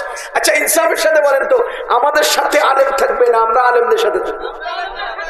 তাইলে আপনার এই দাবিটা কিন্তু, আমাদের সাথে তো আলেম আছে, এই কথাটা যে আপনি বললেন, এটা কি যৌক্তিক কথা হলো? আপনি কেন, আপনার সাথে কেন আলেম থাকবে? আলেমের সাথে আপনি থাকবেন। দ্বিতীয় নম্বর, এরা কি আমাদের সাথেও তো আলেম আছে, আমাদের সাথেও তো আমাদের সাথেও তো। আপনাদের বোন আছে নি? আপন বোন? হ্যাঁ, আপন বোনটা কি বলেন? বোন। আর মামার মেয়েকে কি বলে? খালার মেয়েকে কি বলে? আপন বোনকে কি বলে? তো নাই, মামা তো আছে, মামা তো বোনের মধ্যে তো নাই, মামা তো বোন। বিয়ে করা যায়নি, কয় না, মোহরানা দেওয়া যায়। আর আপন বোনকে খালা তো বোন, ফুফা তো বোন, বিয়ে করা যায়, মোহরানা দেওয়া যায়। তো এত আত্মীয়রা কয় আমাদেরও তো আলেম আছে, তো আলেমদেরকে বিয়ে করা যায়, মোহরানা দেওয়া যায়। আসল আলেমদেরকে বিয়ে করা যায় না, মোহরানা দেওয়া যায় না। এই জন্য আসল আলেমদের সাথে টাকায় চুক্তি হয় না, ওদের তো আলেমদের সাথে মোহরানা চুক্তি হয়। খুঁজে দেখেন একটা ক্লাসে 100 জন ছাত্র থাকলে 1 নাম্বার কয়জন হয়? 100 নাম্বার। আপনি হেদের সাথেও তো যে আলেম আছে, হে আলেম ক্লাসের কত নাম্বার, এটা খুঁজে দেখেন। আলেম দেখলেই মনে করেন না হে আলেম, আলেম যে 1 নাম্বার টেবিলের না লাস্ট নাম্বার টেবিলের, এটা খুঁজে দেখেন। কথা কি বুঝতেছেন? এই জন্য আমরা অনুরোধ করব, বিজ্ঞ বিচক্ষণ দূরদর্শী আলেমের সঙ্গ নেন এবং পরামর্শ সাপেক্ষে চলমান এই তাবলীগের সঙ্গ নেন। ইনশাআল্লাহ নিজেও বাঁচতে পারবো, জাতিরও বাঁচাইতে পারবো। আর যদি তাদের সাথে যান তো দেখবেন এই যে পাগড়ি পুগড়ি লাগাইয়া মাঝে মধ্যে বক্তব্য দেয়, মনে হয় যে কারণে পাইলে এখনই মারিয়ে লেবো, এরকম উগ্রতার সাথে বক্তব্য। কতক্ষণ? এটার নাম কি ইসলাম? এটার নাম কি তাবলীগ? এটার নাম কি দাওয়াত? কেন করবেন আপনি এটা? এজন্য আমাদের অনুরোধ আমরা করে যাচ্ছি, আল্লাহর আদালতে আপনি এটা জবাব দিবেন। আমরা আমাদের দায়িত্ব পালন করে যাচ্ছি। আমরা এখন যেটা করতেছি এটাও তাবলীগ। ভাইও আলেমদের সাথে থাকেন, ওলামায়ে কেরামের সাথে থাকেন। আলেম ওলামা ছাড়া আপনার কোনো কাজেই মুক্তি হবে না, নিরাপদ হবে না এবং সফল কাম হতে পারবেন না। আল্লাহ তাআলা আমাদেরকে কথাগুলো বুঝার তৌফিক দান করুন। আল্লাহ তাআলা এই মাদ্রাসাকে কবুল করুন, মাদ্রাসার সমস্ত জরুরিয়াতকে পূরণ করে দিন। এই প্রতিষ্ঠানের সাথে প্রায় আজকে নাকি 32 বছরের উপরে এই প্রতিষ্ঠান। একটা চমৎকার মসজিদ দরকার মাদ্রাসায়, ঠিক না? সবাই উদ্যোগ নেন, ইনশাআল্লাহ বলেন। বলেন না, বলেন না, বলেন না, ইনশাআল্লাহ। এখানে একটা সুন্দর মসজিদ দরকার। আমি আমার যেটা চোখেতে পড়ছে এটা বলতেছি, আমার কেউ বলেন না, আমি নামাজ পড়তে গিয়ে উপলব্ধি করছি এখানে যদি একটা চমৎকার মসজিদ হতো, ইনশাআল্লাহ পারেন। আপনারা আর্থিকভাবে সহায়তা না করতে পারলে মুনাজাত ধরে বলতে পারবেন তো? পারবেন তো? এখানে একটা পিলার শুরু হোক না, পিলার একটা পিলার গাড়ান না, তো দেখবেন এদিক দিয়ে যে রাস্তায় গাড়ি চলাচল করে কোন আল্লাহর বান্দা পাগলে হেরে করে দিয়ে যাবো, খবর দেখুন। আমি আশ্চর্য, আমার মনে আছে 2010-11 সালে আমি কচুক্ষেত পুরান বাজার মসজিদ ইমামতি করতাম। তা আমরা যেই দিন ছাদের ঢালাই দিতেছি না, ওই দিন ওই পাশের বিল্ডিং ছিল মনে হয় 8 তলা না কত, উপর থেকে টাকার বান্ডিল ছাইরা দিয়া বলতেছে আমার এই টাকাটি মসজিদে লাগায়েন, উপর থেকে ছেড়ে দিয়ে। তা আমি টাকা লইছি, লই আমরা কমিটিতে যাই বললাম যে দেখেন আমরা কাজ শুরু করছি তো আসমান থেকে টাকা ঝরতে শুরু হয়েছে। টাকা যে আসমান থেকে মানে একদম সারাহাতান, একটা তো আমরা বলি যে আসমান থেকে আয়, তো আসমান থেকেই তো আসে, মানে জমিন দিয়ে আইলেও তো আসমান থেকে আসে। কিন্তু আজকের যেটা দেখলাম এটা কি জমিন দিয়ে আসমান থেকে আসে না, সরাসরি আসমান থেকে নাচে, এখানে সরাসরি আসমান থেকে নাচে নিছে। দোতলার ছাদ চলতেছে, 8 তলা থেকে টাকা পড়তেছে, তার মানে কি? আপনি শুরু করেন, ইনশাল্লাহ দেখবেন যে এখানে রাস্তাঘাটে কত জনের চোখে পড়বে, কোন এক পাগলা দাঁড়ায় যাবে। আমরা শুরু করলে আল্লাহ নুসরত করবেন, ঠিক না? পারবো না ইনশাল্লাহ? প্রতিষ্ঠানে একটা চমৎকার মসজিদ দরকার। আমি উপলব্ধি করছি, আল্লাহ আমাদের এই মাদ্রাসার জন্য একটা মসজিদের আয়োজন করে দেন। মসজিদ আল্লাহর ঘর, আল্লাহ করে দিবেন। এর একটা রহস্য শুনে, আমাদের নিজস্ব ঘরগুলো খুব জলদি হয়, মসজিদগুলো খুব আস্তে হয়। কিন্তু আমাদের নিজস্ব ঘরগুলো সুন্দর কম হয়, মসজিদটা সুন্দর বেশি হয়। আমাদের ঘরের মধ্যে শান্তি কম, মসজিদে শান্তি বেশি। এর প্রশ্ন হলো মসজিদ হইতে সময় বেশি কেন লাগে? শুধু একটু প্রশ্নের জবাব দিই। আল্লাহর ঘর আল্লাহ চাইলে রাতারাতি মসজিদটা করে দিতে পারেন না, কিন্তু টাইম কেন লম্বা লাগে? এর কারণ হলো ওই যে রিক্সাওয়ালা, বাদাম ব্যাপারী, তারপরে মাটি যে কাটে সে, এমপি সাহেব, মন্ত্রী সাহেব, সাধারণ ব্যবসায়ী সাহেব, আল্লাহ সবাইকে মসজিদের সাথে যুক্ত করার জন্য লম্বা সময় লাগান। যদি রাতারাতি হয়ে যাইতো তো রিক্সাওয়ালা টেয়া দিত কেমনে? এটা তো একটা সুযোগ, এটা তো একটা চান্স। সবাইকে আল্লাহ শরীক করতে চান, এই জন্য লম্বা টাইম পর্যন্ত সময় লাগান। লাগাইতে লাগাইতে কোনদিন একজন এসে মিনিট বস্তা দিছে, কেউ একজন 10 টাকা দিছে, কেউ একজন 1-2টা ইট দিছে। এভাবে দিতে দিতে আল্লাহর ঘর মসজিদ এই বিশাল প্রজেক্টের সাথে বিশাল একটা জামাত যুক্ত হয়, আর বিশাল এক জামাত আল্লাহর ঘর মসজিদ নির্মাণের সাথে যুক্ত হওয়ার ফলশ্রুতিতে মান বানা লিল্লাহি মসজিদান বানাল্লাহু লাহু বাইতান ফিল জান্নাহ, যারা আল্লাহর জন্য মসজিদ বানায় আল্লাহ তাদের জন্য জান্নাতে বাড়ি বানাবেন। তাইলে রাতারাতি 1-2 জনে যদি করে ফেলতো তো 1-2 জনেই তো এটার বাড়ির মালিক হতো। আল্লাহ বহুজনকে যুক্ত করে বহুজনের জন্য জান্নাতে বাড়ির ব্যবস্থা করেন। এই জন্য মসজিদ বানাইতে সময় বেশি লাগে। আমরা সবাই অন্তত একটা মসজিদ নির্মাণের জন্য আন্তরিকভাবে প্রস্তুত আছি তো ইনশাআল্লাহ?